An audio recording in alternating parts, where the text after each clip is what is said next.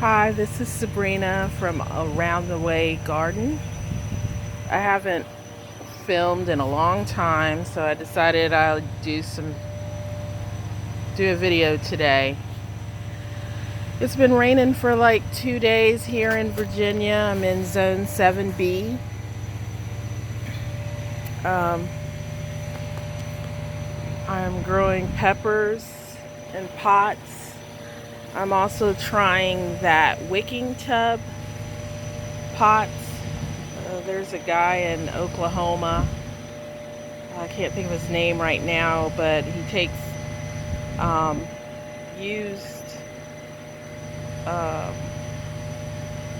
bottles or milk jugs and puts them in the bottom of the pot and drills holes in them and puts one hole on the side of the pot, and so the water fills up in the pot, and then as the plant needs it, it'll take water and leave an air gap. So I'm trying that. I'm also trying a wicking pot with trees. This one's a plum. I started doing trees in pots after seeing Lead Farmer 73.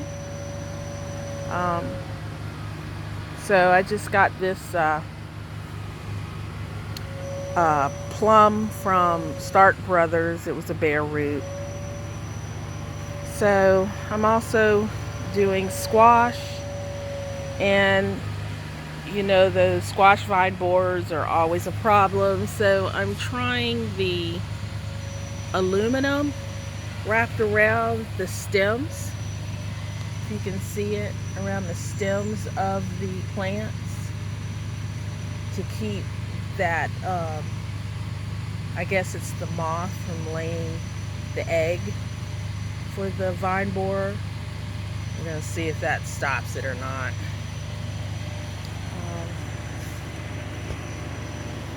I just got a medley of things here. Some parsley and collards. I have some onions back there that I did from the refrigerator, where I just cut the bottom of the onions and let them sit in some water till they rooted. So I'm trying that, because every time I do seeds, I never get a bulb. So then there's a concrete tub full of some collards and some lettuce. I got that idea from Lead Farmer 73 too.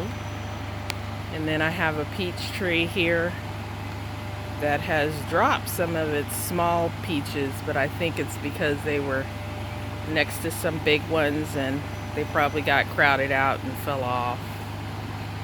So I put it on a pallet because I have uneven ground.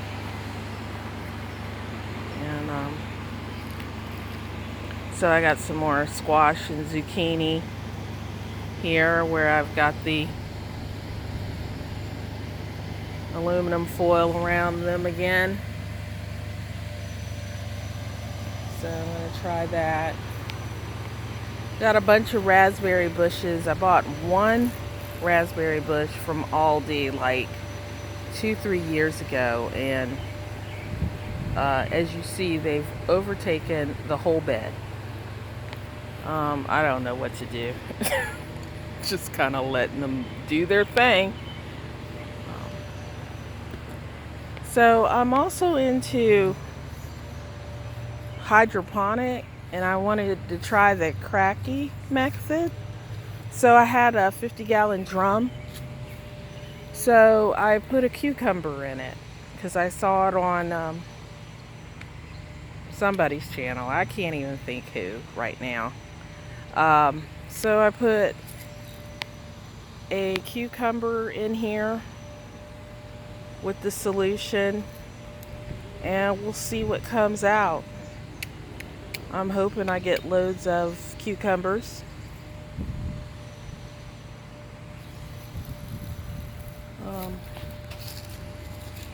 I've got beans here mixed in with bee balm. You know how bee balm is, it just takes over a garden. So I got as much of it as I could out, but there were still roots in there that are coming up. So I'm trying to train the beans. But you know how that goes. Um, Over here, this big monster is a mulberry bush. Oh, mulberry tree, excuse me.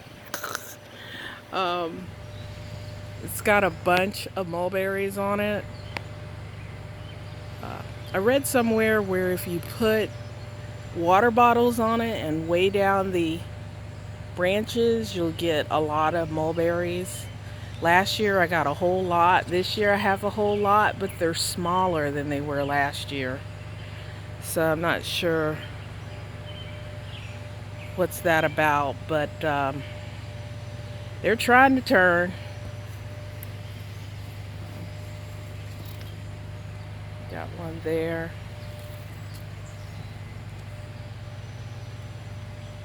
Let's see.